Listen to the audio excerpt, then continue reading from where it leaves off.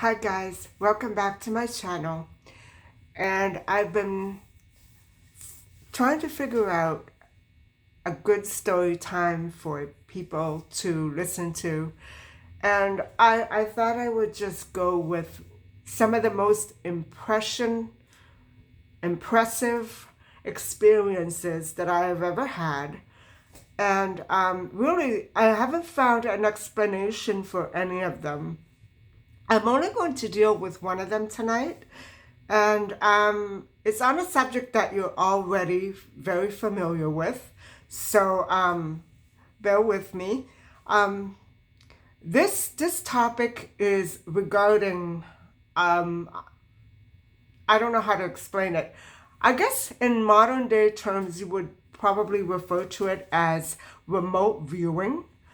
And I have to tell you right away, I don't have any magical or psychic powers at all.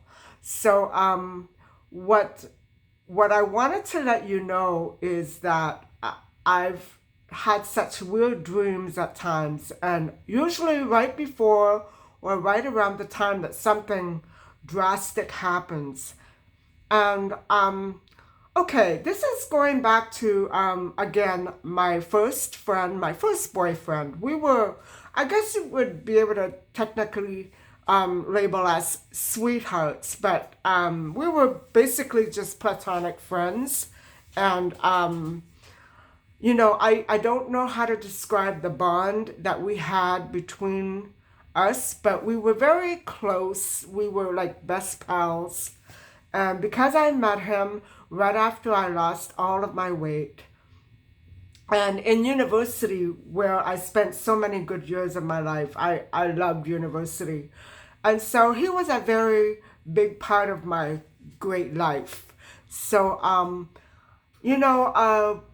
I do consider us to be soulmates, and because we were close, and also because of what I'm about to tell you. And I have to say that even though I believe he's very much alive, he's still very much alive.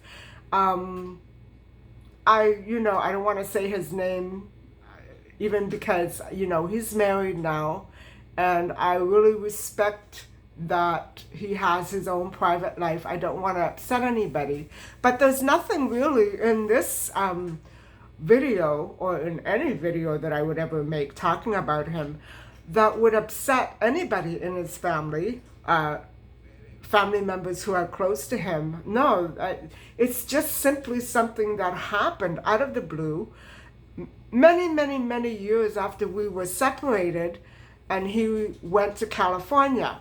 Now, while we were going together, I should give you a little bit of background. While we were going together, I think by the time I was almost graduated, we were already talking about splitting up. And here's why. His parents were, how do I explain this? His father had a jewelry business here in this city. But his mother, and by the way, they lived right beside my cousin, like right next door. And so, he was so far out. And so his mother was not in this city. She flew to California, Los Angeles, California. And as I understood it, towards the end of our friendship, she had found a home for the family to move into, because I guess his parents were not coping well with this life here, and I totally sympathize, although at the time I was livid. I have to admit I was pretty livid. But, I know that it can be very hard for many people, including myself at times. But his father had a jewelry place. They didn't just sell jewelry. He made it. He actually made it. And I remember my friend used to bring rings, models for me to wear. Sometimes they had cute little stones on them. And I had a whole pile when I was going out with him. And with every ring, he kept saying, okay, this is this week's engagement ring. It was so cute. And then the following month or whatever, he would give me more. And they were so pretty. They were all shaped very uniquely. And I love the designs. But, you know, to this day, I can't look at a ring without thinking of him. So I try to shy away from rings as much as I can. Plus, I have fat fingers, so they don't look right. Anyway, that's the background. His family was preparing to move. And even though the boy, he had two brothers that were younger than him. One was going into university and one was graduating high school. So they were all there, adulthood. And I remember his father took ill for a few months and was in a hospital or something. I don't remember quite. I remember us going to see him a couple of times. And so his father wasn't well. And the Bills, they had a beautiful house. It's in a very prestigious area. And you can't get near that area without at least a couple of million in your pocket. You can't. And that's bottom line. So it was a beautiful area. It still is. It was a beautiful house. Very close to my cousin. And, you know, it was at that time one of the most prestigious areas of this city. And the first that was constructed in a very, how do I say, like a pioneer fashion type construction style, like a little village with all little tiny general stores constructed just that way. You know what I mean? It looks so cute, especially at Christmas time with all those little lights. It was such a gorgeous little town, and I still go back there almost every day because I love looking at all those little things, you know. It looked very antique. So even though I hardly ever visited him, he was in the habit of always coming over to my place because of university. University was much further out than I was to his place, from his place. So I was like a resting post for him. And so he just kind of got, you know, very used to staying with us and eating with us and going shopping with us. He did everything with us. And he also had a job and went to university. It was hard for him to manage with the bills because his father was out of circulation. His mother wasn't there. And so it was kind of an odd setup. And he didn't talk much about his problems. So I'll give him that. He was very, I don't know how to describe. He was very heroic. I'm not sure how to describe him because at times I feel like I never really knew him. Looking back to imagine what he must have gone through with all those worries and all those problems and the mortgage people coming after him, and there were no bills that could be paid. I mean, what could he have made part-time at a grocery store? Not enough to make the mortgage, that's for sure. So, you know, this is all stuff that I figured out on my own after we broke up. And I have to admit, you know, I was pretty selfish at the time. I was very, he always complained that I was very naive. I lived in my own little bubble and that I didn't understand what was going on in between Egypt and the rest of the Middle East. He was born in Cairo, Egypt. And, you know, he used to say, my family fled here because of all the turmoil in the Middle East, and you don't even know, you don't even care. It's not that I don't care, I said. I don't know what you're talking about. I mean, I just got out of high school. I never, you know, I only went to vacation at the beach. I don't know Middle East at all. You know, tell me. But he was always of the mind that I didn't care. And that really hurt me deeply. And I think that's one of the reasons why, to this day, the relationship and he himself still kind of haunts me because I could never get to the bottom of who and what he really was all about. And even though I wanted to and I tried, he had this veil. He was very sweet, but he had this veil that he wouldn't talk about anything. He wouldn't get super personal about anything with me. And so as time went on and we broke up, we broke up, and then even before he left California, we broke up. I was fed up. I yelled at him. I fought with him. I'm sure I called him names. And you know, it hurt me that somebody so close to me could be actually thinking of moving so far from me. And I remember his other like his brother's girlfriends, they each had girlfriends. And one of them said to me, we have to all get together and put a stop to this. And I remember turning around and saying to her, put a stop to what? Them moving and starting a whole new life, or putting a stop to him going on with a new life with another person? Like, think about what you're saying. How can you stop these people? They're not going to be living in this country anymore. There's nothing you can do unless you run after him. And not once did my friend ever say to me, and I'm taking you with me. That really hurt. That really hurt. But I wouldn't have been able to go with him because I was terrified. At that time I was just in the middle. I was graduating university, but I was going to continue on to teachers college, and I was going to try to also get a master's degree, and I couldn't do that over there. You know what I mean? I didn't want to interrupt my life because of the move that his family was making. It caused a lot of turmoil. And because he never said what I wanted him to say, I wanted to hear it, even though I never would have agreed to it. I wanted him to ask me, to come on down and be with him. And at that point, he was telling me that his mother wanted her sons to break up with all the girlfriends.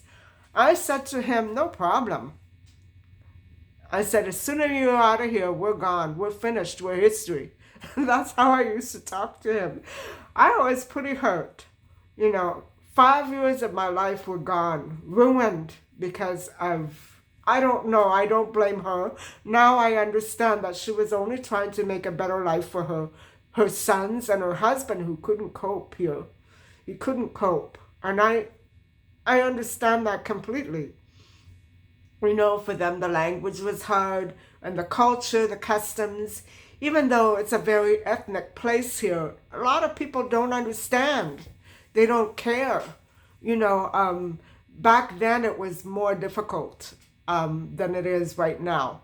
So I imagine it must have been very difficult for them to make a living with an atmosphere like that was very dividing. So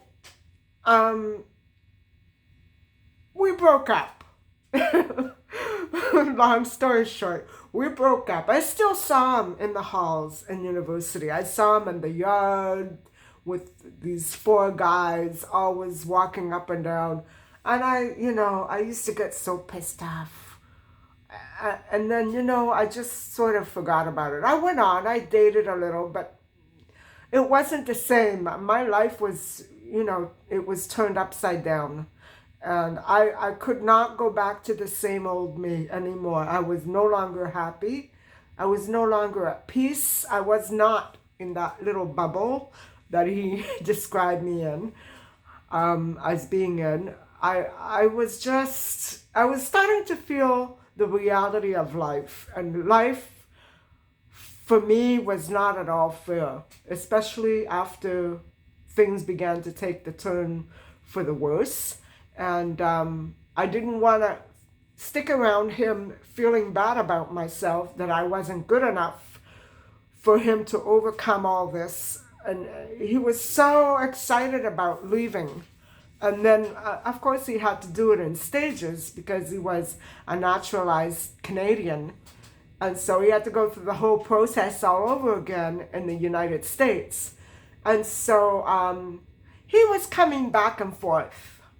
From what I remember, guys, he was coming back and forth. And I was still in university. And I remember one year, I don't know if I was in university part-time or if I was working part-time.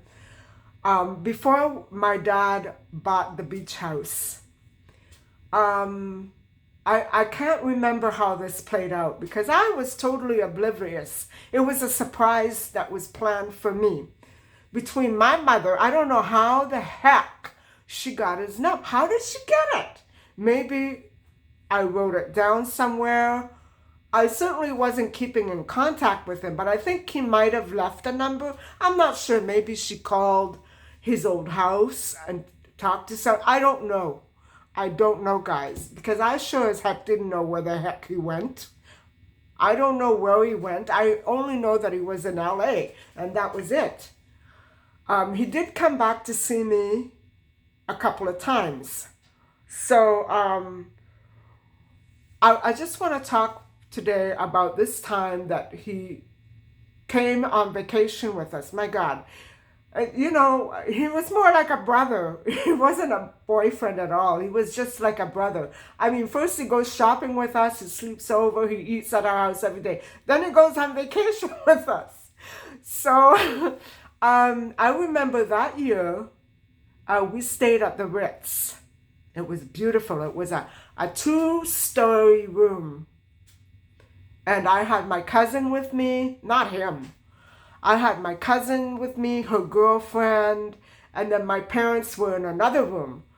So I believe it was a penthouse. And because my father was at that time receiving medals for tourism, he was very well respected there. And so sometimes we got booted off the plane because we were sometimes going on standby or on reduced fares. So we often got booted off the plane, guys. But when we got to go and we got the treatment, it was pretty good. I remember one hotel having peacocks in the garden. It was very luxurious for me.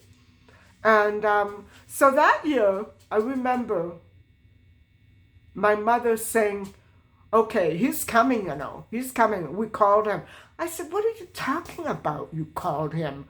We don't even know where we're going to stay. Where's he going to come and look for us? Where? I gave my mother such royal heck. I thought she was kidding around. And I remember my cousin, she was breaking up with a fiancé. You know what I'm saying? So she was in a bad state. And so her girlfriend was coming along to cheer her up. And I thought it was going to be a great time. It ended up being okay anyway. So, long story short again, he comes, my friend comes to that city. It's a resort in North America, Central America. Anyway, I don't want to tell you the country because it's going to ruin everything. But it's a Latin-speaking country. So he came from LA to that city by bus. Would you believe that he came to that city by bus? But that was the easy part.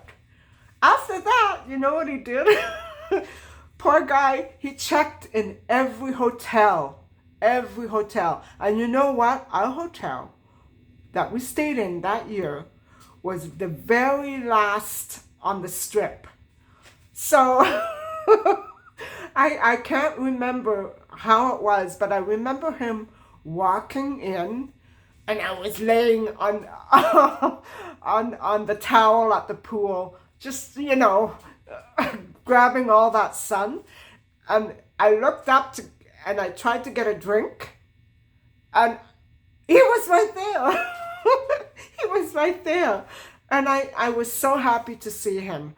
I was still upset about our separation, but I was very happy to see him. I threw my arms around him and I gave him a big, big kiss on the cheek. And I screamed and yelled up and down. I jumped up and down. And so the girls also said hello to him, and my parents hugged him and shook hands with him, and all the staff of the hotel came running. It was like a big party. And he said, I checked every hotel in the different city. And so we were inseparable again. It's like no time had passed. And I remember, feeling very weird because I had put on a little bit of weight. I was still small. I was wearing a bikini, but it was strange because things were very different. I could tell that he was a little bit changed, and he had become used to a different type of girl. And I was still very innocent at that point. I was still a baby. And so I think I got the feeling at times that I don't know, I never let anything happen because I knew he was going back. But I think he might have wanted me to think that if I, went one step further with him, which I would have probably done, when we were breaking up, and he didn't want to because he knew that we were not going to be together and he thought it would be a bad idea. So he was right. And because of that, I was able to say to him, look, I know what you're thinking, but this is not a good idea. Remember when I wanted to, get more serious and you didn't want to because you were leaving? Well, it's still the same, right? You're not going to stick around. We're not staying on the beach forever, right? You have your life and I have mine, and that's the way it has to be.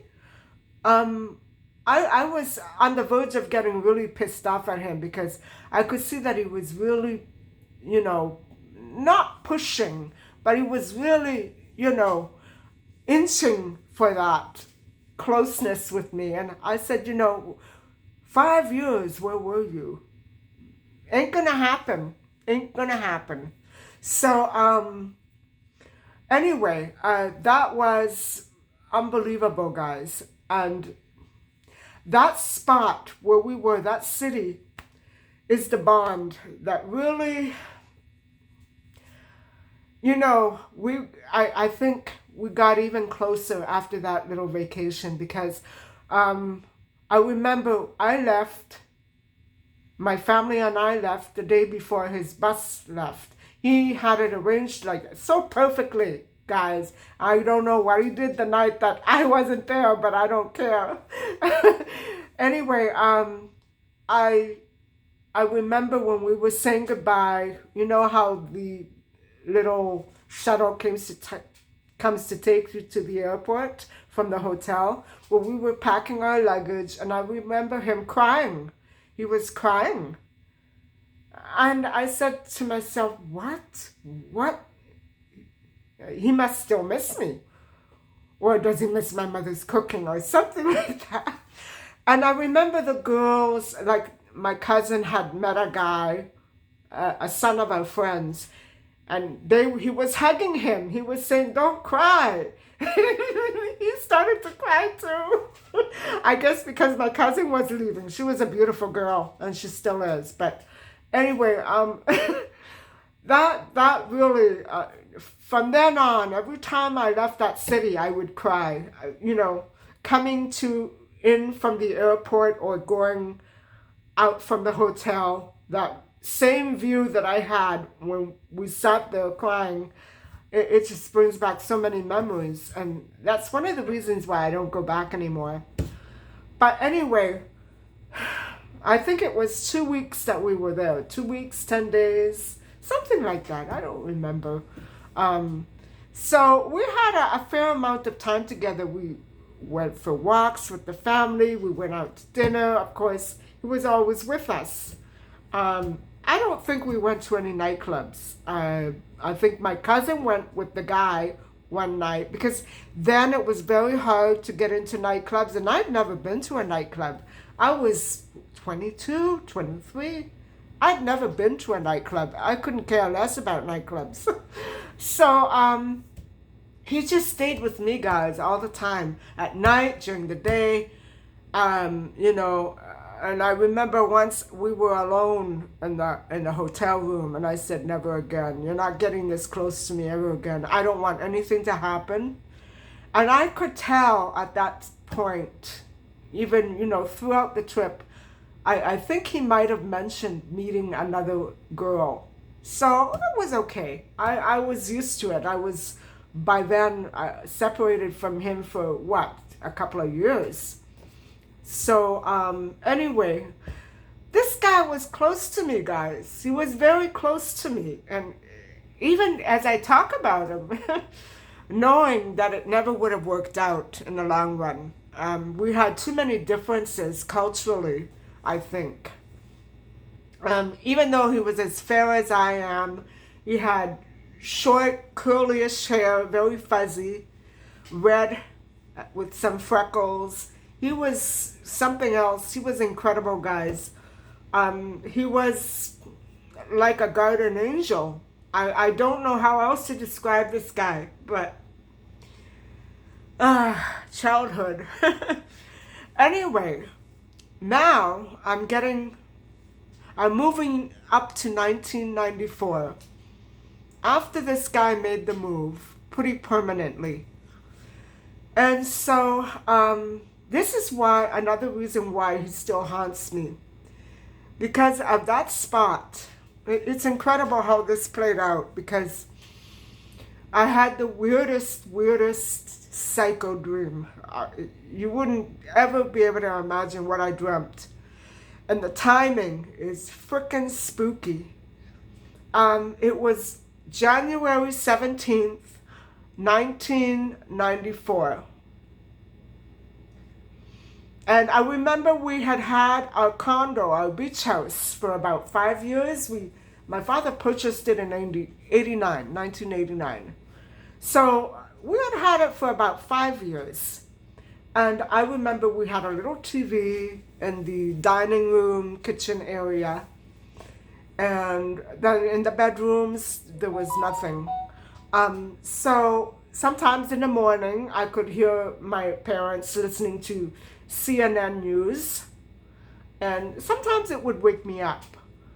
And, you know, sometimes it could be that my father might have turned on my radio and listened to whatever was local there. Anyway, this day, guys, I remember I was in bed, and I remember feeling kind of weirdish when I went to sleep. I'd had kind of a weird evening over there. And these weird times over at the beach house would continue to increase throughout my life there. And so this is just going to be one of the stories that totally freaked me out and scared the heck out of me. Anyway, I was asleep. And I know that it was January 17th, 1994, and it was the date of the Northridge earthquake in the San Fernando Valley in Los Angeles, and that would have come around 4:30 in the morning. That places our time there at 6:30 a.m. And I remember this dream going on and on and on. And it was freaky because it was about him. I don't normally dream about old boyfriends because it's nightmarish, to put it bluntly. I mean, especially the guy who kidnapped me. That's a nightmare. Even if I dreamt about it, it would probably be a good dream compared to the real thing. But in this dream, I saw him. I was standing apart. He didn't see me. I don't know what I was. I think I was another consciousness. It was like I was viewing him from below, from above, I should say. And I saw him tied up with a rope, sitting on a chair with a gag around his mouth, and he probably was blindfolded as well. And he was struggling. He couldn't get out of the chair. And I remember him screaming for help. And I remember that he was sitting down, and it was a jewelry store. He was behind a counter in a back room. It was incredible, guys. It's like I actually saw this happening. And later I heard that his father had another jewelry business there. I don't know if that's what happened precisely, but anyway, I remember watching him struggle and call for help, and he couldn't get loose. And then all of a sudden, guys, the chair flipped, and all the walls started crumbling, and the roof started coming in. And I remember, guys, was it before? It was after. I think it was much after. There was also an earthquake over there. So, and it happened on a mountain in a restaurant. It was awful. I don't know if it was right around that time and maybe that triggered this dream or what, but I'm telling you guys, what happens next is so freaky. I woke up from that dream, and I was feeling really psyched out and weird. That was weird. And I thought, what a weird dream to have, of all people dreaming about him. But I was in that city, and we had just been there a few years before together. Maybe that's what triggered it. I'm not sure. But I remember I didn't hear any news on the radio or on CNN that morning. We didn't watch the news. None of us. We went down to the beach, and you know how in some places there's newsstands in front of, it's not like that here, but sometimes when you go away to these places, these resorts, they have little cabanas with drinks and cigarettes and gum and candy and newspapers, like a little stand, out on the street. And I lived right inside of a complex where McDonald's was. And so the stand was right in front of the McDonald's on the street. And so I remember, even on the beach, they sold newspapers. I remember, I can't for the life of me if it was at the newspaper stand or at the beach. I have a feeling it was a little of both. I saw the headlines, and they had papers in English and Spanish. So I saw the headlines, and when I saw the headline of "Earthquake Shatters Los Angeles and Causes Multiple Deaths and Thousands of Injuries," I thought to myself, what? That's where he lives. How can that be? I just dreamt about that, and I had no inkling about the earthquake. It's incredible. I got so scared, guys. I thought, did I actually see something that really happened before it happened, or as it was happening? Probably as it was actually happening. Because, guys, I think that, in that moment that he was trapped, and I later found out he was trapped. I got even more scared when I found out he was trapped, because I was talking to his wife later on through a letter or something, an email, I can't remember. And she explained to me that just before they got married, he got trapped in the earthquake. I can't believe it. He must have been thinking about me.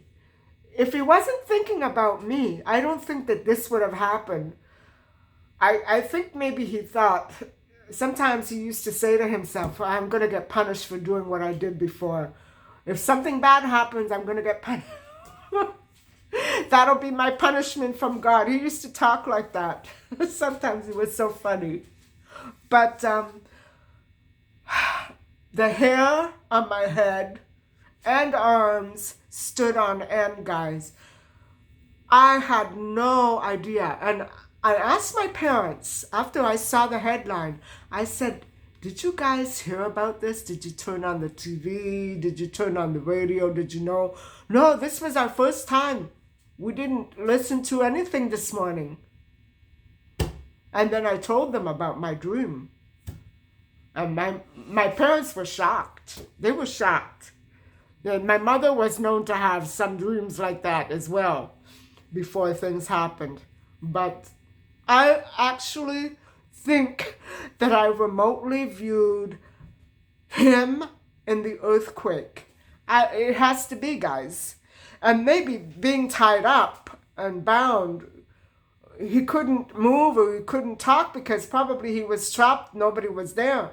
That's what all that being bound up was all about.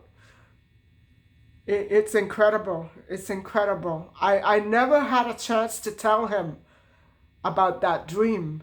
Never.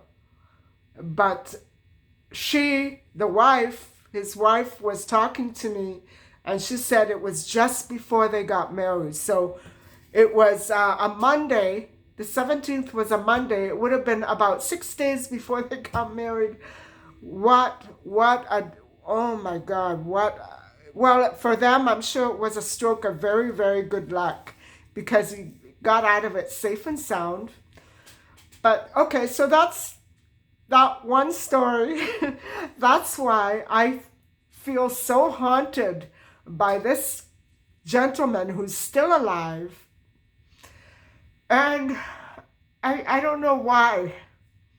I could cry when I think about this, but to make a situation even creepier, it's not really an evil omen or anything, you know, but it's creepy in a way because there's an actor, a young actor, well, he should be around 40-ish now. Guys, this actor could be my friend's twin. And when I say twin, I'm not joking around. If you see, he's been in quite a few movies. And he started out when he was really young. He had hair down to here. Now the hair is different. It's still wavy, curly, but different. He has very thick hair down to his shoulders. And the actor's name is Patrick-Fugit. F-U-G-I-T. Guys, this resemblance is so uncanny. I thought, he had a son? But no, it explains, his bio explains his father. He never had a real father. I don't like talking about this, but because I checked, I don't want everybody out there to think it's his son. It's not his son. It must be a family member on his maternal side.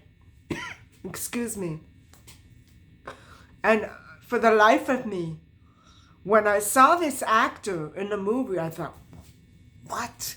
And he was wearing shorts. Those are his legs. I couldn't believe it. I was spellbound because this actor is the spitting image of him. I mean, the hair is similar too, but the face, it's him, guys. It's him. That's him. That's my first boyfriend. And if you see the picture of him online, I think it's Wiki. He's wearing this shirt and a cardigan vest or something like that, a blue, and he's got a 5 o'clock shadow. That's him. That's him. That's who I went to university with for 5 years. That was him. The spitting image. And so, guys, it's so creepy. It haunts me. This guy haunts me. haunts me. Even though I wanted to get away from him, he never abused me or anything. He was pretty mean. He was tough with me sometimes. And I never forgave him for that.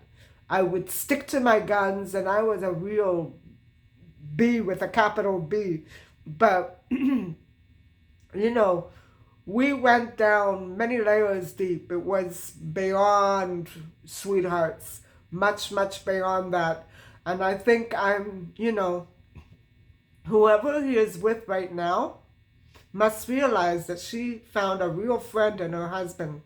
Because if he was as close to me as he is to her, I'm sure they've had a great life together. And, it's comforting to think that some people can have relationships like that last and last and last. I like that. I would never think to go after another woman's husband, ever. And I think that women like us should stick together and not break up families. I mean, I don't think he would ever do anything anyway. But my point is that sometimes you just never know in life. I mean, even once you part ways, I think the way that we parted was very unsettling because I was so angry and upset. I threw things at him. I called him names. I swore at him. I told him to get out. I told him to get lost. And he came back. He did come back to visit me one more time. And he found me very changed, and it was unsettling for him. So that was not good. That was after our vacation away. So he walked out of that friendship thinking and feeling so guilty that he changed me forever, that I was very negative on relationships at that point. And because I thanked him for opening up my eyes to the negative world and to how false some people can be. That's how I was then. I was very pessimistic. And he cried then too. He said, I ruined you. I never should have done. I said, you did it. You did it. And I would have forced you to do it too, because I knew that this life wasn't for you. I didn't want you to stay here and be unhappy. I wasn't enough to make you happy. So thank you. I was really, I really laid on the guilt and the shame for him. But he saw that I was very pessimistic, and he realized, and I think it's true, that he had a really big part. He played a really big part in laying down that negative foundation for me in my early 20s. I mean, I lost all my hope. I lost all my dreams because, not only because of that, other things too. But my youth was gone. When he left, so did my youth.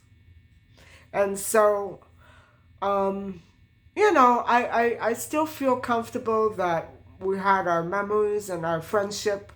But I know that there was something there, guys. That dream, it must have been him thinking about me.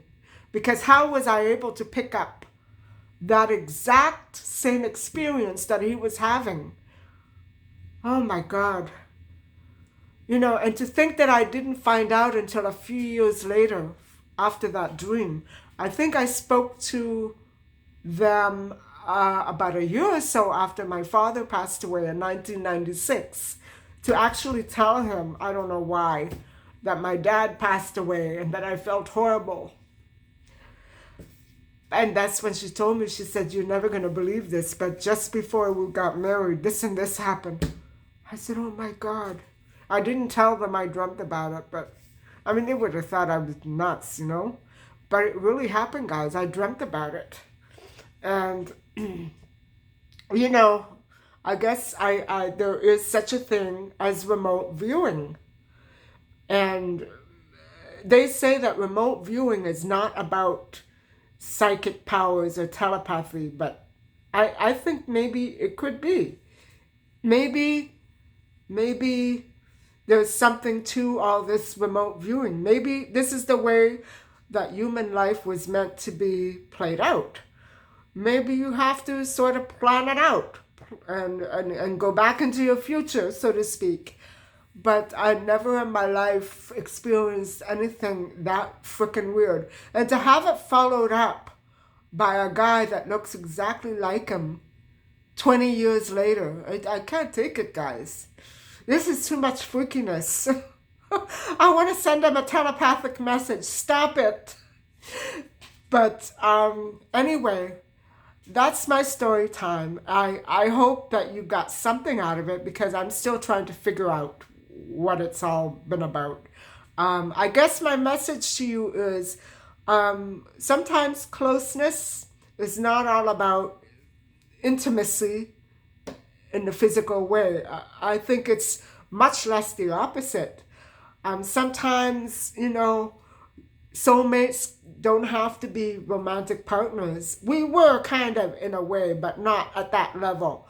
I think it's like childhood. When you have a best friend when you're a child, that's what this is like. You never forget them, right? It's like a soulmate. I think soulmates can be same gender. I think they can be related. But I think just because we didn't have anything intimate going on, that doesn't mean that we couldn't have been soulmates. I think we still might be. But I'm not planning or hoping for a relationship with him. By goodness, no. I just sometimes wonder, what he must have been thinking for me to have had that dream. I think he actually must have thought he was going to die, because a lot of people did. But anyway, I think I'm going to end the video here. Enough of that talk. I hope that you liked this video, and thank you so much for coming in to my space tonight and joining me and watching throughout the entire video. Thank you for that. And I do hope that you like and subscribe. And please, if you know who this person is that I'm talking about, don't blurt it out in the comments. Okay. Anyway, take care, everybody, and have a great night. Bye-bye.